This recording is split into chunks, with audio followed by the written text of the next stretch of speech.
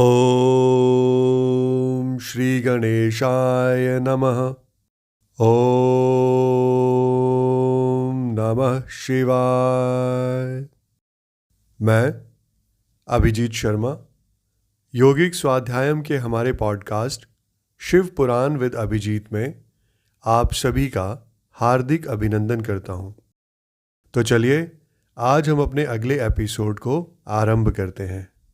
आज हम शिव पुराण की दूसरी संहिता रुद्र संहिता के चौथे खंड कुमार खंड के पहले अध्याय से आगे बढ़ेंगे। पहला अध्याय जिसका शीर्षक है देवताओं द्वारा स्कंद का शिव पार्वती के पास लाया जाना, उनका लाड़ प्यार, देवों के मांगने पर शिवजी का उन्हें तारक वध के लिए स्वामी कार्तिक को देना, कुमार की अध्यक्षता में देवसेना का प्रस्थान, महिसागर संगम पर तारकासुर का आना और दोनों सेनाओं में मुठभेड़, वीरभद्र का तारक के साथ घोर संग्राम, पुनः श्रीहरि और तारक में भयानक युद्ध।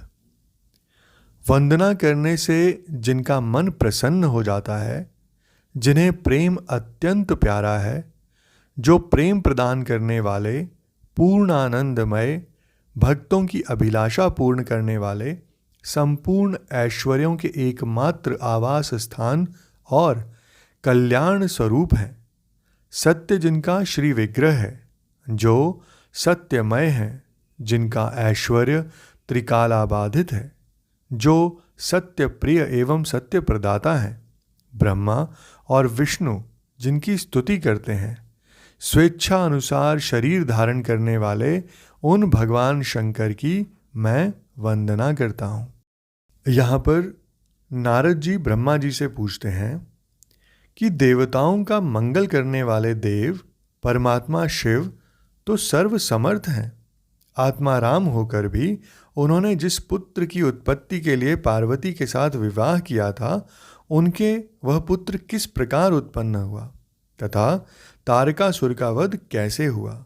ब्राह्मण मुझ पर कृपा करके यह सारा वृत्तांत पूर्ण रूप से वर्णन कीजिए।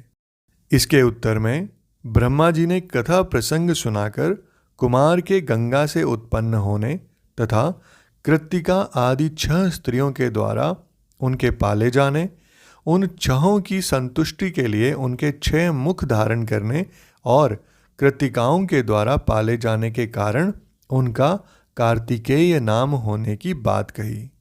तदनंतर उनके शंकर गिरिजा की सेवा में लाए जाने की कथा सुनाई। फिर ब्रह्मा जी ने कहा कि भगवान शंकर ने कुमार को गोद में बैठाकर अत्यंत स्नेह किया। देवताओं ने उन्हें नाना प्रकार के पदार्थ, विद्याएं, शक्ति और अस्त्र शस्त्र आदि प्रदान किए। पार्वती के हृदय में प्रेम समाता नहीं था। उन्होंने हर्षपूर्वक मुस्कुराकर कुमार को परम उत्तम ऐश्वर्य प्रदान किया, साथ ही चिरंजीवी भी बना दिया। लक्ष्मी ने दिव्य संपत्ति तथा एक विशाल एवं मनोहर हार अर्पित किया।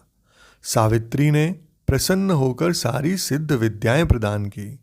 हे मुनिश्रेष्ठ, इस प्रकार वहां महोत्सव मनाया गया। सभी के मन प्रसन्न थे। विशेषतः शिव और पार्वती के आनंद का पार नहीं था। इसी बीच देवताओं ने भगवान शंकर से कहा कि हे प्रभो, यह तारकासुर कुमार के हाथों ही मारा जाने वाला है। इसलिए ही यह पार्वती परिणय तथा कुमारोत्पत्ति आदि उत्तम चरित्र घटित हुआ है। अतः हम लोगों के सुखार्थ उसका काम तमाम करने के हेतु कुमार को आज्ञा दीजिए। हम लोग आज ही अस्त्र शस्त्र से सुसज्जित होकर तारक को मारने के लिए रण यात्रा करेंगे। यहाँ पर ब्रह्मा जी कहते हैं कि हे मुने, यह सुनकर भगवान शंकर का हृदय दयाद्र हो गया। उन्होंने उनकी प्रार्थना स्वीकार करके उसी समय तारक का वध करने के लिए अपने पुत्र कुमार को देवताओं को सौंप दिया। फिर तो शिवजी की आज्ञा मिल जाने पर ब्रह्मा, विष्णु आदि सभी देवता एकत्र होकर गुह को आगे करके तुरंत ही उस पर्वत से चल दिए। उस समय श्रीहरि आदि देवताओं के मन में पूर्ण विश्वास था कि ये अवश्य तारक का वध कर डालेंगे। वे भगवान शंकर के तेज से भावित हो कुमार के सेनापतित्व में तारक का संहार करने के लिए रण क्षेत्र में आए। उधर महाबली तारक ने जब देवताओं के इस युद्धोद्योग को सुना तब वह भी एक विशाल सेना के साथ देवों से युद्ध करने के लिए तत्काल ही चल पड़ा। उसकी उस विशाल वाहिनी को आती देख देवताओं को परम विस्मय हुआ। फिर तो वे बलपूर्वक बारंबार सिंहनाद करने लगे। उसी समय तुरंत ही भगवान शंकर की प्रेरणा से विष्णु आदि संपूर्ण देवताओं के प्रति आकाशवाणी हुई। आकाशवाणी ने कहा, हे देवगण, तुम लोग जो कुमार के अधिनायकत्व में युद्ध करने के लिए उद्यत हुए हो, इससे तुम संग्राम में दैत्यों को जीतकर विजयी होगे। इसके उपरांत ब्रह्मा जी कहते हैं कि हे मुने, उस आकाशवाणी को सुनकर सभी देवताओं का उत्साह और बढ़ गया। उनका भय जाता रहा और वे वीरोचित गर्जना करने लगे। उनकी युद्ध कामना बलवती हो उठी और वे सब के सब कुमार को अग्रणी बनाकर बड़ी उतावली के साथ महिसागर संगम को गए। उधर बहुसंख्यक असुरों से घिरा हुआ वह तारक भी बहुत बड़ी सेना के साथ शीघ्र ही वहां आ धमका, जहां वे सभी देवता खड़े थे। उस असुर के आगमन काल में प्रलयकालीन मेघों के समान गर्जना करने वाली रणभेरियां तथा अन्यान्य कर्कश शब्द करने वाले रणवाद्य बज रहे थे। उस समय तारकासुर के साथ आने वाले दैत्य ताल ठोंकते हुए गर्जना करने लगे। उनके पदाघात से पृथ्वी कांप उठती थी। उस अत्यंत भयंकर कोलाहल को सुनकर भी सभी देवता निर्भय ही बने रहे। वे एक साथ मिलकर तारकासुर से लोहा लेने के लिए डट कर खड़े हो गए। उस समय देवराज इंद्र कुमार को गजराज पर बिठाकर सबसे आगे खड़े हुए। वे लोकपालों से घिरे हुए थे और उनके साथ देवताओं की महती सेना थी। तत्पश्चात कुमार ने उस गजराज को तो महेंद्र को ही दे दिया और वे स्वयं एक ऐसे विमान पर आरूढ़ हुए जो परम आश्चर्यजनक तथा नाना प्रकार के रत्नों से सुशोभित था। उस समय उस विमान पर सवार होने से सर्वगुण संपन्न महायशस्वी शंकर पुत्र कुमार उत्कृष्ट शोभा से संयुक्त होकर सुशोभित हो रहे थे। उन पर परम प्रकाशमान चमर डुलाए जा रहे थे। इसी बीच बलाभिमानी एवं महावीर देवता और दैत्य क्रोध से विहव्ल होकर परस्पर युद्ध करने लगे। उस समय देवताओं और दैत्यों में बड़ा घमासान युद्ध हुआ। क्षण भर में ही सारी रणभूमि रुंड मुंडों से व्याप्त हो गई। तब महाबली तारकासुर बहुत बड़ी सेना के साथ देवताओं से युद्ध करने के लिए वेग पूर्वक आगे बढ़ा। उस रण दुर्मुद तारक को युद्ध की कामना से आगे बढ़ते देखकर इंद्र आदि देवता तुरंत ही उसके सामने आए। फिर तो दोनों सेनाओं में महान कोलाहल होने लगा। तत्पश्चात देवों तथा असुरों का विनाश करने वाला ऐसा द्वंद्व युद्ध प्रारंभ हुआ जिसे देखकर वीर लोग हर्षोत्फुल्ल हो गए और कायरों के मन में भय समा गया। इसी समय वीरभद्र कुपित होकर महाबली प्रमथ गणों के साथ वीराभिमानी तारक के समीप आ पहुंचे। वे बलवान गणनायक भगवान शिव के कोप से उत्पन्न हुए थे, अतः समस्त देवताओं को पीछे करके युद्ध की अभिलाषा से तारक के सम्मुख डट गए।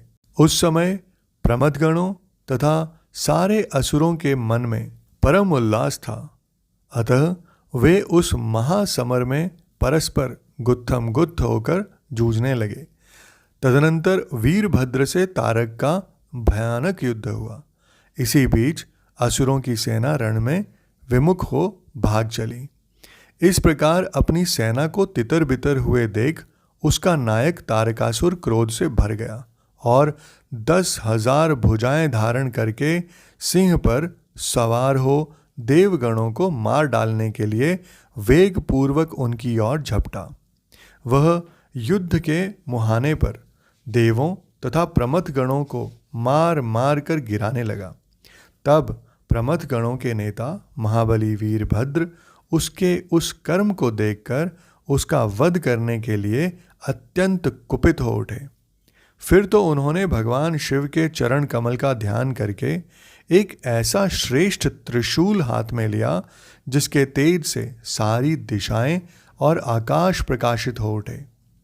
इसी अवसर पर महान कौतुक प्रदर्शन करने वाले स्वामी कार्तिक ने तुरंत ही वीर बाहु द्वारा कहलाकर उस युद्ध को रोक दिया। तब स्वामी की आज्ञा से वीरभद्र उस युद्ध से हट गए। यह देखकर असुर सेनापति महाबली तारक कुपित हो उठा। वह युद्ध कुशल तथा नाना प्रकार के अस्त्रों का जानकार था, अतः देवताओं को ललकार ललकार कर उन पर बाणों की वृष्टि करने लगा।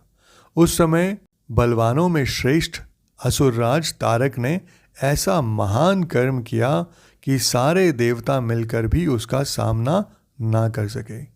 उन भयभीत देवताओं को यों पिटते हुए देखकर भगवान अच्युत को क्रोध हो आया और वे शीघ्र ही युद्ध करने के लिए तैयार हो गए।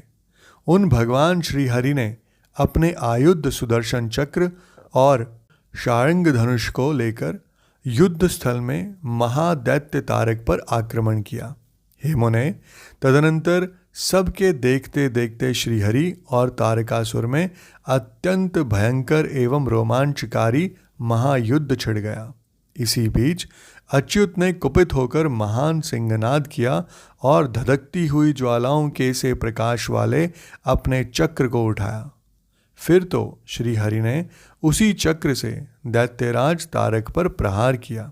उसकी चोट से अत्यंत व्यथित होकर वह असुर पृथ्वी पर गिर पड़ा, परंतु वह असुर नायक तारक अत्यंत बलवान था, अतः तुरंत ही उठकर उस दैत्यराज ने अपनी शक्ति से चक्र के टुकड़े टुकड़े कर दिए। हे मुने, भगवान विष्णु और तारकासुर दोनों बलवान थे और दोनों में अगाध बल था, अतः युद्ध स्थल में वे परस्पर जूझने लगे। इसके साथ ही आज का हमारा ये एपिसोड यहीं संपन्न होता है। मैं कल फिर आपके समक्ष उपस्थित होऊंगा हमारे अगले एपिसोड के साथ। आप सभी का मुझे इतने धैर्य एवं ध्यान से सुनने के लिए बहुत बहुत धन्यवाद।